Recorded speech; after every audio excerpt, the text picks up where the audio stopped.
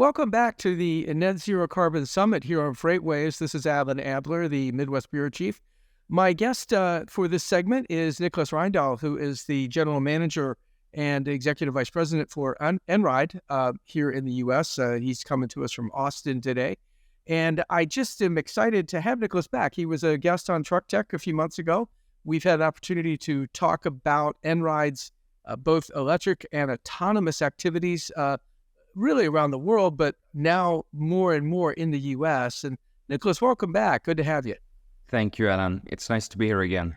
Yeah, today, because we're talking carbon, and it's something that has been a big part of what Einride has been about from the very beginning, I wanted to just sort of dive in with you and ask you a little bit as decarbonization is such a major part of your efforts.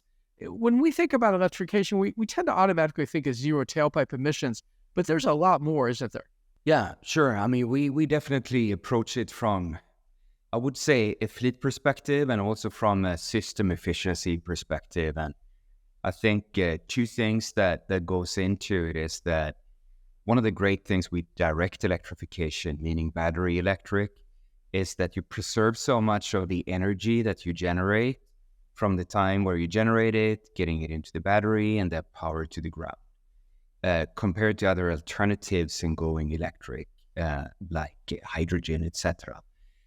So we believe that battery electric is sort of the emerging, dominating technology from an energy preservation perspective and an energy efficiency perspective. And then also, it's not bespoke for battery electric, but I think when you go electric, it kind of calls out the need for a more efficient fleet performance. You don't want to show up at a charger and waiting for 2 hours for another truck to charge up, and you will lose your operational uptime. And because of this added complexity of introducing more parameters into your fleet operational planning, you will be more reliant on smart algorithms and a good operating system to manage a fleet of battery electric trucks. If you don't, you're gonna lose on the operational uptime and the utilization of the assets. And basically, you're gonna sort of need more trucks than you actually need to move a certain volume of goods from A to B. So we believe that electrification calls for new technology to support with the operations of it. Okay, well, that's a fair segue because, you have a partnership with AP Moller Maersk's performance team, and it calls for Einride, not the maker of the truck, which is BYD, but for 300 electric trucks by 2025. And, Maersk could have just gone and bought the trucks from BYD and called it a day. So what is unique about Einride's freight mobility platform in regard to this particular deal? It's a very large deal, by the way. Yeah, it's a significant deal. You're right. It's deploying 300 heavy-duty Class A trucks, and then we have an option for 500 more. And we're grateful for the collaboration with Maersk. They're also an investor in Einride. And I think the thesis, Alan, that Maersk had was that equipment is one thing, but in order to operate that equipment effectively, you need good technology to do it. And that technology thesis in terms of getting access to an operating system and a broader ecosystem, that's really why they invested in Einride, and that we have a good, strong, large commercial collaboration together. So what we provide Maersk is turnkey solution for what we call capacity as a service. It's a combination of having the trucks go live, having them connected into our digital platform, which we call Saga, but also providing turnkey charging infrastructure to support that capacity and operate that capacity in an effective way. So we believe that hopefully we can make the adaptation to new technology easier by providing that turnkey supported by good technology. Okay, your website, Niklas, makes a pretty bold claim. It says that Saga basically coordinates all parts of the transportation ecosystem to accelerate the shift to full electric or fully electric. you've claimed CO2e, I presume electric savings, of 95% when switching from diesel-based freight operations to shipping with Einride.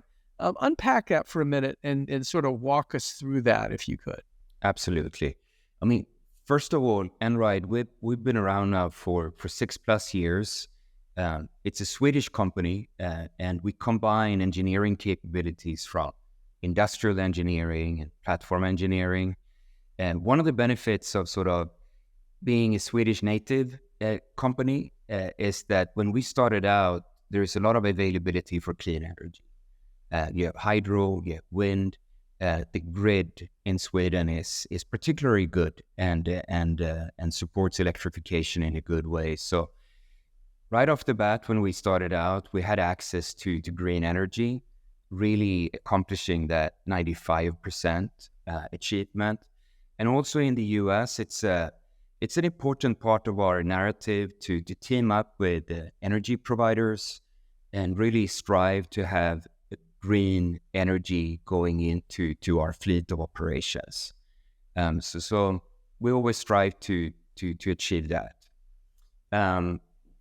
One good thing as well is that how do you know that you actually achieve what you set out to do? And we recently actually have accreditation and certification through the Saga platform in terms of actual CO2 reductions. And this is something that our customers are using to have climate auditing reports coming out from the fleet that we're operating from them. And we're happy to be able to support that. You mentioned, on Saga, the dwell time, when we think of dwell time, it's typically, waiting to be unloaded or loaded. But you mentioned something that's top of the show here that is important, and that is, waiting for charging.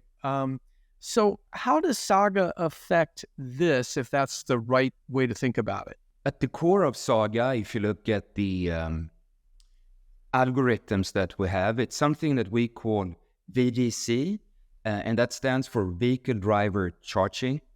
And basically what that means is that you have dynamic planning algorithms that take all the parameters in terms of the schedules, so the truck availability, the charging availability and energy availability, the driver schedules, combining that with the operational schedule for a truck each day, including where do you go and pick up, where do you drop off, what's your service windows, what are the resting schedules for the drivers.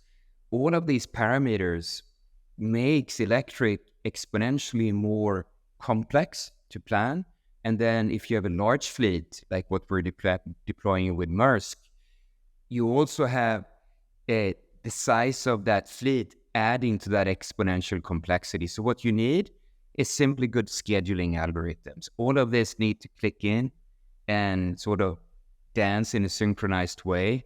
And when you do, you're able to have a tremendous overall utilization on each individual truck as well as the overall fleet.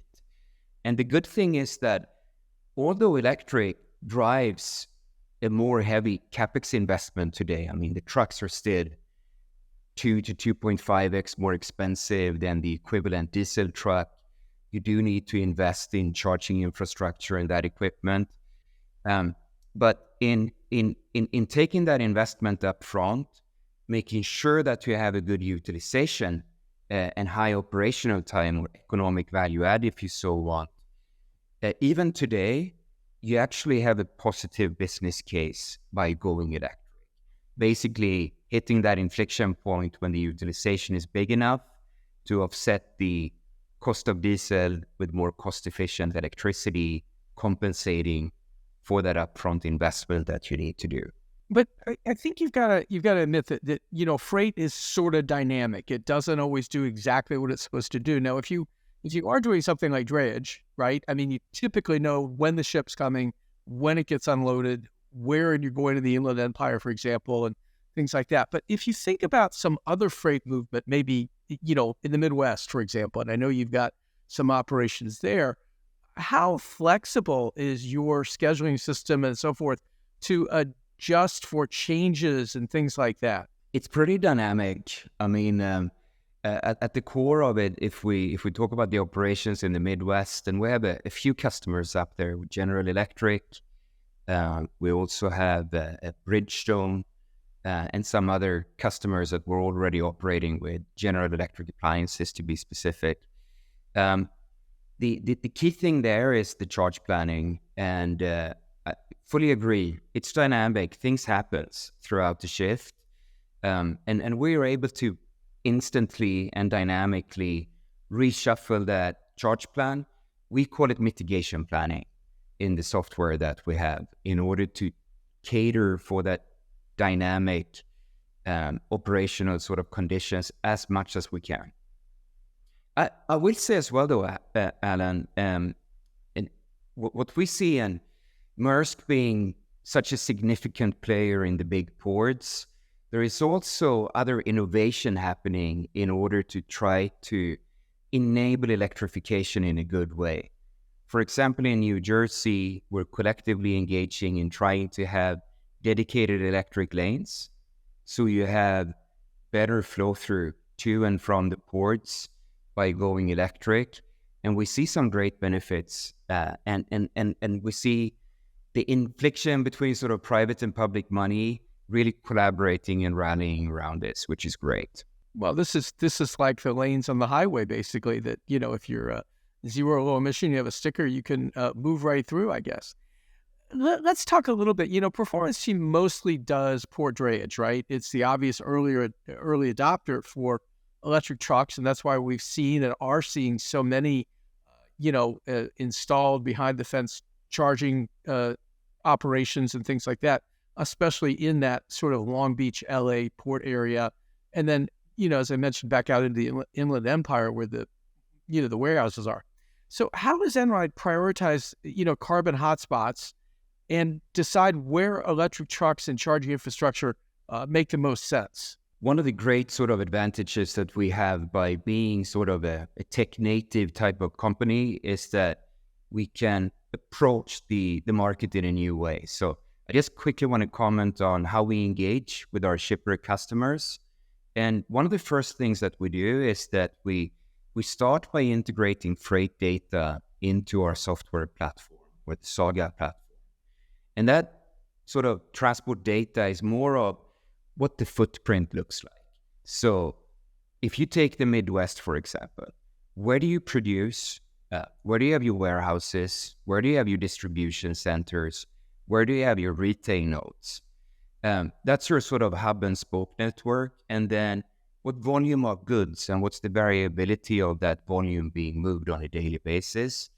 We're able to ingest that data, and the same algorithms that we use for daily operations, we can look at it from a strategic perspective. So having that footprint data, or call it heat map data, combining several different big accounts, we kind of take the guesswork away from where does it make sense to put the infrastructure, because we know what those routes are. We know how much volume are being moved, and we can proactively plan how much infrastructure, where should it be, what's the energy availability that we need, and what the utilization is going to be, and hence what will be the return of investment for infrastructure players in this field. So we're able to, almost like with a 3, 4, 5 year proactivity, really plan for infrastructure. And I just want to, most people probably don't know this, but Einride is on good path to have 200 outlets up and running by the end of this year in North America. And looking at 2023, between 800 and 1,200 charging outlets because of that availability to plan ahead. Okay, we've only got a few seconds left, but a quick answer here if you could. It's not an easy answer, so do your best. We have a mismatch right now between the availability of electric trucks and the infrastructure.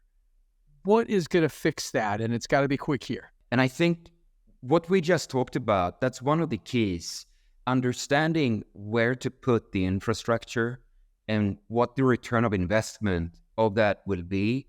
We have that availability in our digital platform, and we're hoping to be able to support the overall industry to be more accurately guided in terms of how to invest smart when it comes to it. By doing so, we're hoping to accelerate also the infrastructure side of it. Well, Niklas, it's been great catching up again. Thanks so much for being here on the Net Zero Carbon Summit. Folks, stick around for some more episodes coming up.